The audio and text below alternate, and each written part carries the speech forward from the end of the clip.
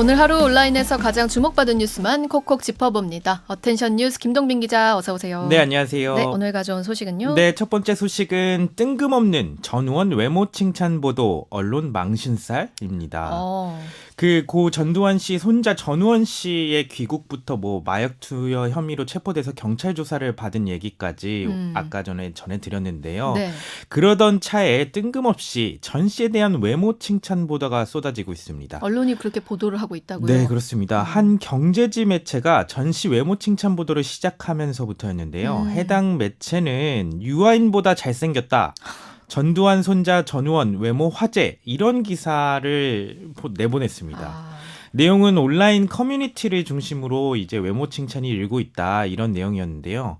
기사 일부에서는 심지어 마약 혐의 유아인 기사랑 나란히 있었는데 이 사람이 더 잘생겼더라 이런 반응까지 전했습니다. 그러니까 마약 투약 혐의로 경찰 조사를 받은 연예인과 전 씨 외모를 비교하는 누리꾼 반응까지도 전한 거죠. 해당 보도 뒤에 더 심한 건 이 부분인데요. 10여 개에 이르는 매체들이 이 보도를 따라하기 시작합니다. 네. 홍콩 배우상이라느니 섹시하고 몸 좋다 이런 제목의 기사들까지 나왔는데요. 전형적으로 트래픽이 나오는 기사다 보니까 그렇죠. 따라가는 거죠. 네. 하지만 일각에서는 이런 보도들이 외모 중심적인 보도일 뿐만이 아니라 마약 범죄를 미화시키는 보도라는 지적이 일고 있습니다.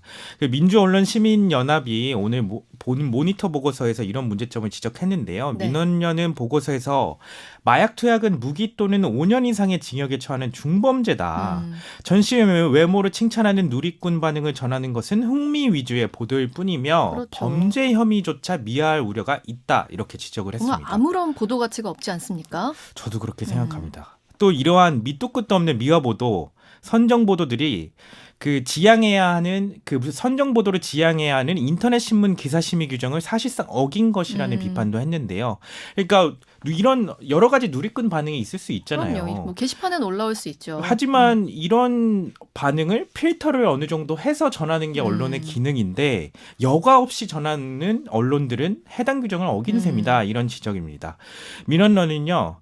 언론도 전 씨를 둘러싼 신변 잡기적 사안에 집중해 범죄 혐의를 옹호하고 미화할 우려가 있는 기사를 양산하기보다는 전두환 씨가 끝내 사과하지 않은 5.18 민주화 운동에 끝나지 않은 진상규명을 위해 힘을 보태는 게 어떨까 이런 지적을 했습니다.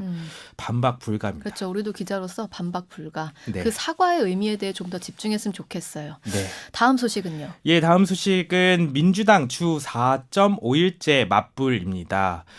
더불어민주당이 점진적인 주 4.5일제 전환을 유도하기 위한 법안을 발의했습니다. 법안에는 기업이 근로시간을 단축할 경우 국가와 지자체가 필요한 비용을 최대 전액까지 지원하는 내용도 담겼다고 해요. 그리고 주 69시간제 논란을 초래한 고용노동부의 근로시간 유연화 개편안에 노동시간 단축안으로 맞불을 놓은 모양새인데요.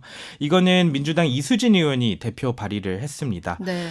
법안은 현행 법적 근로시간인 주 40시간을 조정한다 하거나 강제로 줄인다 이런 거라기보다는 현재 틀 안에서 근로시간을 단축하는 기업에 인센티브를 주는 방향으로 설계가 됐다고 해요. 주 4.5일제를 전격 도입하기에는 시기적으로 이르다는 세간의 우려를 고려한 것으로 보입니다. 네. 또 법원의 목적은 과로사 예방으로 명시가 됐는데 국가나 지자체가 과로사 등을 예방하기 위해 이제 적극적으로 대책을 추진해야 된다는 내용을 주로 이루고 있습니다. 네, 여기까지 듣죠. 김동빈 기자였습니다. 정다운의 뉴스톡은 여러분과 함께 만들어갑니다. 구독과 알림 설정하시면 오후 5시 30분 퇴근길에 라이브로 보실 수 있습니다.